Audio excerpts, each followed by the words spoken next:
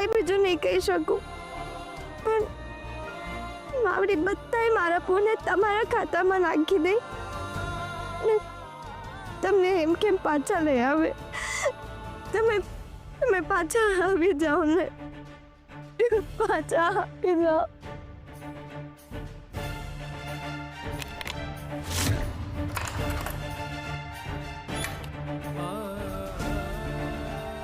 હવે સમજાણું ને, એક ફાઇલના બદલામાં મળેલા થોડાક લાખમાં આમ આખી જિંદગી અંદર રહેવું પડે. બહુ મોટો ગુનો કર્યો છે મિસ્ટર શ્રી. તે મારા દેશને વેચી નાખ્યો, મારી માતૃભૂમિને. ઇન્સ્પેક્ટર, તમારી ભૂલ થાય છે. જેટલો પ્રેમ તમે ભારતને કરો છો એટલો જ પ્રેમ હું પણ મારા ભારતને. નામ નહીં લે મારા દેશનું. તારા જેવા લોકોને કારણે બીજા લાખો કરોડો લોકોને નીચું જોવું પડે છે. બોલ, ફાઇલ કોણે વેચી દે? મેં ફાઇલ કોઈને નથી વેચી. એમ તો ફાઇલ જાતે ઘરમાંથી બહાર નીકળી ગઈ. સર, હું હજુ પણ કહું છું, મને માત્ર 2 દિવસ આપો. કેટલા? 2 દિવસ. તારા જેવાનું મોઢું ખોલાવતા મને આવડે છે, અને મોઢું ખોલીને ખોટું બોલનારા પાસે સાચું ઓકાવતા પણ આવડે છે. બોલ, કોને વેચી દે ભાઈ? વકીલ સાહેબ, આજે ને આજે કંઈ પણ કરીને મારા દીકરાને જેલમાંથી બહાર કઢાવો. એ વાત બરોબર છે બેન, પણ પહેલાં મને એ કહો કે આ બધું થયું કેવી રીતે? શું થયું? સાહેબ, શ્રીએ પોતાની વાઈફ કંકુને એક ફાઇલ સાચવવા આપી. હું રવિ, શ્રી સરના ઓફિસમાંથી. હા હા બોલો ને. શ્રી સરને ફાઇલ જોઈએ છે. ફાઇલ. અને કંકુ બહુ ભોળી છોકરી છે, એની ફોસલાવીને કોઈએ એની પાસેથી ફાઇલ હડપી લીધી, બસ એટલું જ સાહેબ. જુઓ, તમારી ભાવના હું સમજી શકું છું જોશી સાહેબ, પણ અદાલતમાં પ્રૂફ ચાલે છે. ભાવના અને લાગણીની કોઈ વેલ્યુ નથી, અને કંકુએ બધા જ પ્રૂફ સામે લાવીને મૂકી દીધા છે કે આ ફાઇલ અને એના પૈસા. કવર સાહેબ, કવર. ત્યારે એને ખબર નથી કે એ કવરમાં પૈસા છે. એ જે હોય તે, પણ એમાં પૈસા તો હતા જ ને. અને આ તો મારા હિસાબે ક્લિયર કટ બ્રાઇબનો એટલે કે લાંચ લઈને ડેટા દેવાનો કેસ છે. આ અમિત કારગાર એ જ છે ને કે જેણે શ્રીની સામે કેસ કર્યો છે, અને શ્રીએ પણ પોતે જ કહ્યું છે કે કંકુના આમાં કાંઈ વાંક નથી. હું હજુ પણ કહું છું તમને, મને નથી ખબર. તો કોણે? તારી બૈરીએ રોકડી કરી? કંકુના આમાં કોઈ વાંક નથી. એ નિર્દોષ છે. નિર્દોષ તો હું પણ છું, તેમ છતાં પણ તારી સાથે ગધા મજૂરી કરું છું ને. બોલ, કોને વેચી ફાઇલ? હું હજી પણ કહું છું, મને નથી ખબર કે ફાઇલ કોણે. બોલ, કહીશ.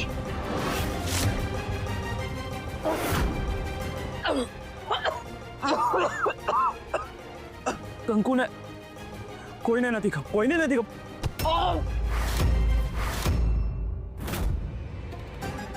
હજી એ જવાબ યાદ રાખજે. 24 કલાક છે તારી પાસે.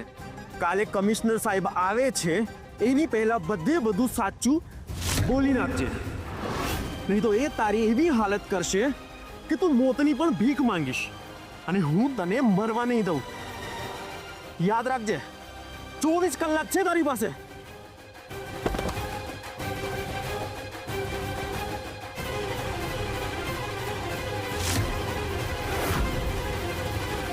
મારો દીકરો છે જેવો લાગણીમાં આંધળો થઈ જાય છે, આ છોકરીની પાછળ આંધળો થઈ ગયો છે. એક વખત બહાર આવે ને એટલે હું એની આંખ ખોલીશ. કંઈ પણ કરો સાહેબ, કંઈ પણ કરો, પણ મારા દીકરાને જેલમાંથી બહાર કઢાવો. કોર્ટમાં જાઓ, જે કરવું એ કરો, પણ મારા દીકરાને જેલમાંથી બહાર કાઢો. હું જામીનની અરજી કરું છું અને કોશિશ કરું છું કે જલ્દથી જલ્દ શ્રી બહાર આવી જાય, અને પરિણામમાં થોડોક સમય લાગશે. સમય જ નથી ને મારી પાસે સાહેબ, સમય નથી મારી પાસે. તમને ખબર છે કે અમારા છોકરાની હાલત કેવી છે? તમને સમજાય છે કઈ? મારા શ્રીને જેલમાંથી બહાર કાઢો સાહેબ, મારા શ્રીને જેલમાંથી બહાર કાઢો. એવું તો ત્યારે જ બને બેન કે અમિતની ખોવાયેલી ફાઇલ એને મળી જાય અને એ કેસ પાછો લઈ લે. હું જામીન માટેની પૂરી કોશિશ કરીશ, અને દિવાળીની રજા પડે એ પહેલાં જ કેસ આપણા ફેવરમાં હશે એવી હું પૂરી કોશિશ કરીશ. પ્લીઝ સાહેબ. આવો વકીલ તમારો મને કઈ નથી સાંભળવું. તમે મને કહેતા હતા ને કે તમે કઈ પણ કરીને શ્રીને જેલમાંથી બહાર કાઢશો. હવે મારી એક વાત સાંભળી લો. દિવાળીમાં મને શ્રી ઘરમાં જોઈએ. જો લક્ષ્મી પૂજન વખતે શ્રી ઘરમાં નહીં હોય તો મને શોધવાની કોશિશ પણ નહીં કરતા.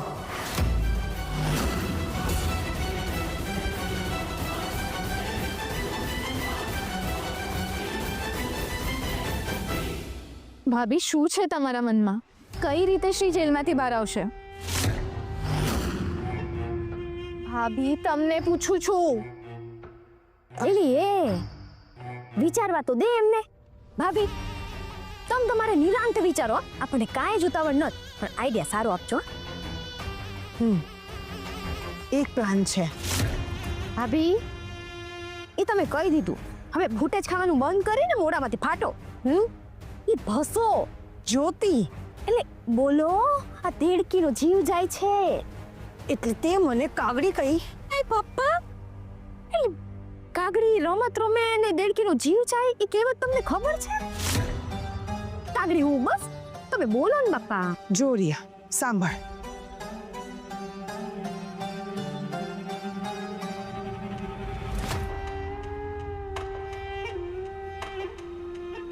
એટલે શ્રી ભાઈ આખા તારા. ભાભી આઈ લવ યુ. હવે બકો ન ભર લે દે. ભાભી એકદમ જોરદાર પ્લાન છે. પણ સાંભળ, ઉતાવળ નથી કરવાની. જ્યાં સુધી હું ન કહું પ્લાન અમલમાં નહીં મૂકતી. અને હું કહું ત્યારે મૂકીશ ને તો આ પ્લાન સક્સેસ થવાના 100% ચાન્સીસ છે. ડન ભાભી, તમે જેમ કહો એમ. બસ ભાભી, હવે હું તમારી દેરાણી બની જાઉં એ તમારા હાથમાં છે. અરે તું તો ક્યારની મારી દેરાણી બની જ ગઈ છે. બસ હવે ઓફિશિયલ થવાની વાર છે. હા.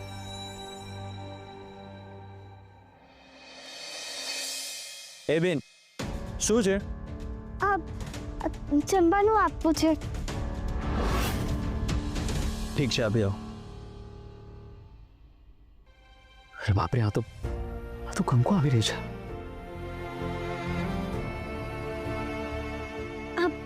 નાના શેઠ, હા હા હા, બોલ કંકુ. જમવાનું લાવ્યો છું. હા ઠીક છે, તું મૂકીને જા. પણ મારી જોડે 2 મિનિટ વાત તો કરી લ્યો. મેં કહ્યું ને કંકુ તને, તું જા. પણ મારી સાથે વાત તો કરો. પછી વાત કરીશ કંકુ, તું અત્યારે જા. કંકુ પ્લીઝ જા અત્યારે.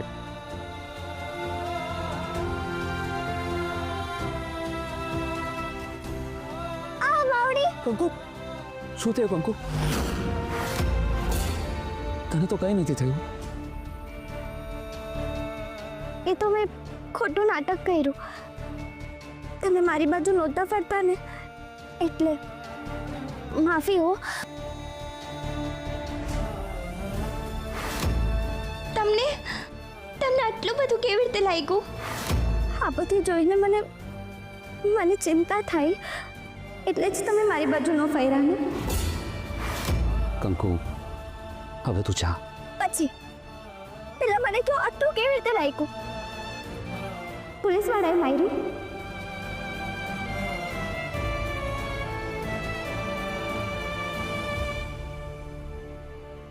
સાહેબ, તમે નાના શેઠ ઉપર હાથ શું કામ ઉપાડ્યો?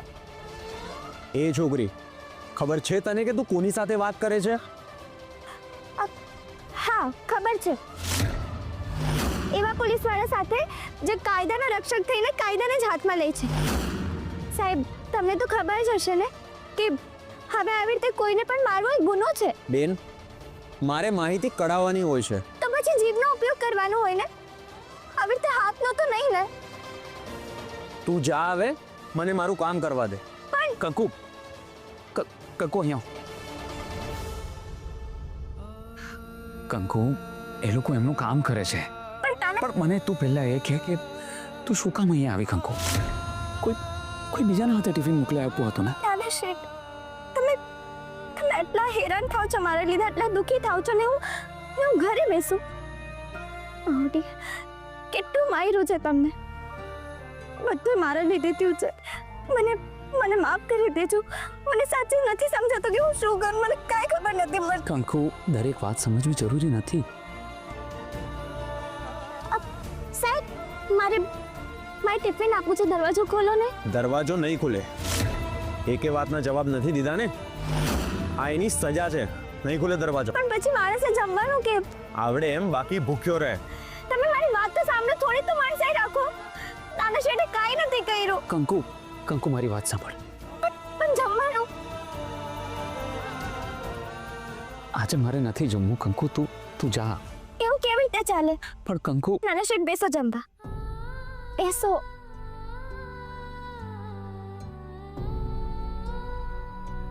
આરામથી.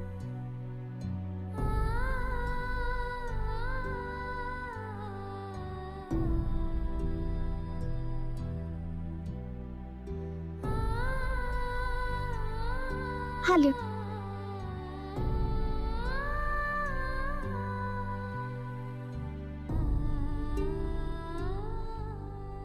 આ બધું મારે લીધે થયું છે નાના શેઠ. હવે જો એક પણ વખત તો આવું બોલી છે ને તો જોજે કંકુ. માફી. સાચું કહું છું, મને માફ કરી દેજો. દોસ્તારને માફી માંગવાની હોય કંકુ. અરે એક ખોટું કરે તો બીજો ભોગવે એને દોસ્તી કહેવાય ને. અને આપણે બંને પાક્કા દોસ્તાર છે ને.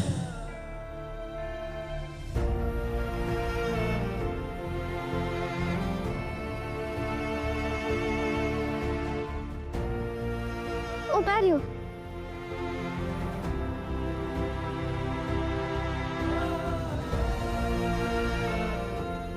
આ હાથ પણ તમારા જ છે ને?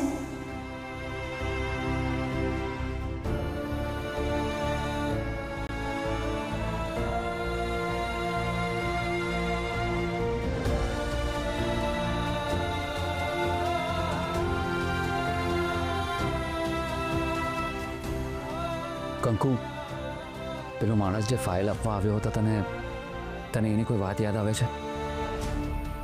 એવી કોઈ વાત જેનાથી આપણે એને પકડી શકીએ? ના, એવી તો કાંઈ વાત નથી. તમે પહેલા જમી લ્યો.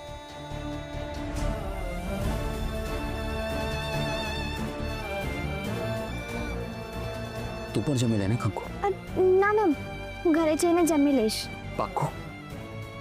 હા, પાક્કું. દોસ્તારના સમ કંકુ, તું આમ જમવાનું મૂકી દઈશ તો કેવી રીતે ચાલશે? જો કંકુ, હું અહીંયા અંદર છું. મને જામીન ક્યારે મળશે કે પછી મળશે કે નહીં એની કોઈ ખબર નથી. એટલે હવે ફાઇલ શોધવામાં તારે મને મદદ કરવાની છે. તો એના માટે શરીરને પણ સાચવવું પડશે ને. અને કંકુ, મનથી નબળું નથી પડવાનું. આપણે ગમે એ કરીને એ ફાઇલ પાછી લાવવાની છે. હા, ને જેના પાપ કર્યું છે ને એની સામે લાવવાનું છે.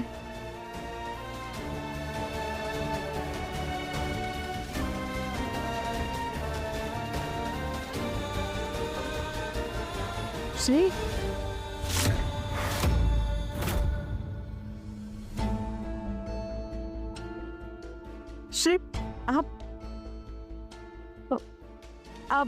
આ બધું શું છે?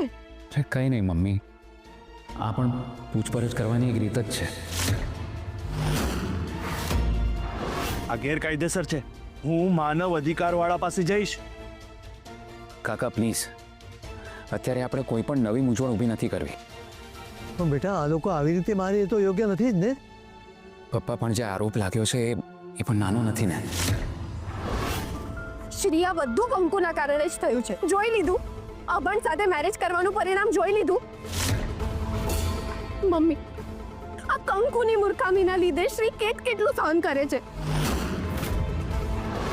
શ્રી, હજી પણ ટાઈમ છે. આ બધામાંથી બહાર નીકળી જા, ભૂલી જા કંકુને. એને જે ભૂલ કરી છે એનું પરિણામ એને ભોગવવા દે ને, તારે શું કામ મહાન બનવું છે? મહાન નહીં, એ મહાકાય બનીને પોતાની ધર્મપત્નીની ઢાલ બનીને ઊભો છે. કાકા, આ બધી વાતો છે ને ફક્ત ચોપડીમાં સારી લાગે. અમારો શ્રી આ ચોપડીમાંથી સંસ્કારો વાંચી વાંચીને મોટો થયો છે. રિયા, સમય અને સ્થળનું મલાજો રાખીએ ને તો સારું. પપ્પા, કોઈએ કંકુની સરળતાનો ગેરલાભ ઉઠાવ્યો છે અને ફાઇલ લઈ લીધી. મને ખબર નથી કે એની કંકુ સાથે દુશ્મની છે કે મારી સાથે, પણ એક વાત તો નક્કી છે પપ્પા, જ્યારે પણ હાથમાં આવશે ને મારા, હું એને છોડીશ નહીં. મેં આજ સુધી કોઈ દિવસ કોઈની સાથે દુશ્મની નથી કરી, પણ જેને તારા આવા હાલ કર્યા છે ને, એ જીવનમાં મારો સૌથી પહેલો અને છેલ્લો દુશ્મન હશે. શ્રી, કંકુ સાચું કહે છે? કોઈકે કંકુ પાસેથી ફાઇલ લઈ લીધી કે કંકુએ સામે ચાલીને કોઈકને ફાઇલ આપી દીધી? કંકુ ક્યારેય ખોટું નહીં બોલે. તને કોઈના પર શંકા? ના, એક વાત તો નક્કી છે, ફાઇલ એણે જ લીધી છે જેને ફાઇલના વિશે ખબર છે. ભાઈ, ઘર કે ઓફિસમાંથી કોઈ? ઘરમાંથી એવું કોઈ ન હોય. તો પછી ઓફિસમાંથી કોઈ જે તારી સાથે કામ કરતું હોય અને જેને ફાઇલ વિશે ખબર હોય? બેટા, તારો પાર્ટનર અમિત? ના પપ્પા, મને નથી લાગતું એ હોય, કારણ કે આ આખો પ્રોજેક્ટ એણે ડિઝાઇન કર્યો છે. અને પપ્પા, જો એના મનમાં પાપ હોત તો પછી એ સેન્ટ્રલ ગવર્મેન્ટ પાસે જાય જ નહીં. તો પછી આવું મારા દીકરા સાથે કર્યું કોણે? એક વાર મારી સામે આવી જાય ને તો હું એના દાંત તોડી નાખીશ. મમ્મી, એ હાથમાં આવશે, જશે ક્યાં? ક્યારે ને ક્યારે તો એને મારા હાથમાં આવવું જ પડશે. ક્યારે ને ક્યારે તો એને મારી સામે આવવું જ પડશે.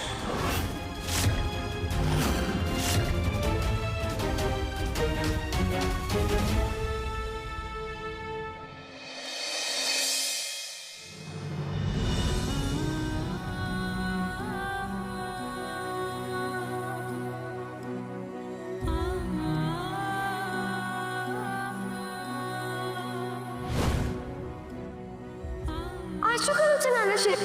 કેમ? એક દોસ્ત બીજા દોસ્તનું કામ નહીં કરી શકે? કંકુનો હાથ છોડ રિયા.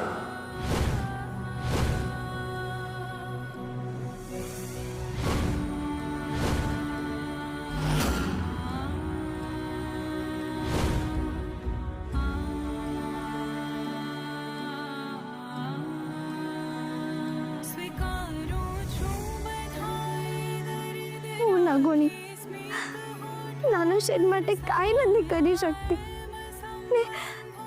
ને એ બિચારા મારી માટે કેટલું કરે છે.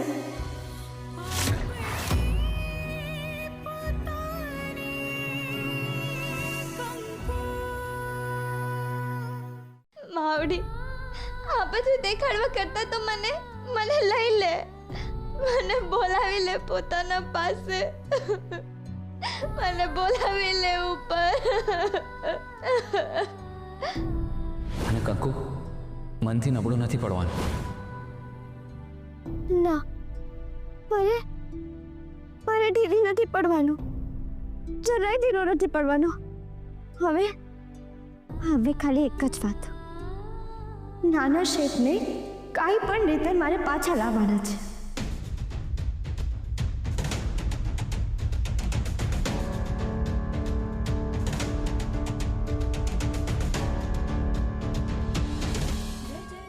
કાંઈ પણ ભોગે મારે એને જેલમાંથી છોડાવવાના છે. હા,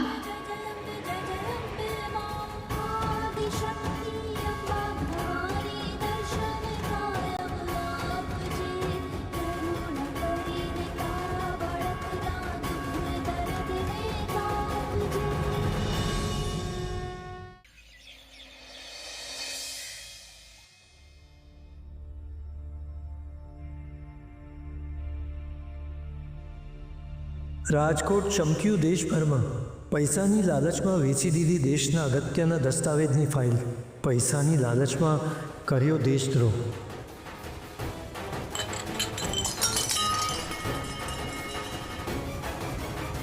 દેવાંગ દેવાંગ શું થયું બેટા, બોલ તો ખરું. દેવાંગ દેવાંગ તારી તારી આવી હાલત કોને કરી? સોસાયટી વાળો શ્રી અને કંકુએ જે કર્યું એના લીધે એ લોકો આપણને પણ દેશદ્રોહી જ સમજે છે. મમ્મી, મારું નાક કપાઈ ગયું. આ કામવાળીને જ્યારથી આપણા ઘરની વહુ બનાવી છે ને ત્યારથી આપણા ઘરની માઠી દશા બેસી ગઈ છે. અને પપ્પા, તમે જરા ઘરની બહાર જઈને જુઓ. આજે તો મારું મોઢું કાળું થયું છે. તમે જશો ને તો તમારી સાથે શું થશે એ તમને ખબર પડશે. આબરૂ તો ગઈ અને હવે લટકવાનો વારો આવશે આ કામવાળીના લીધે.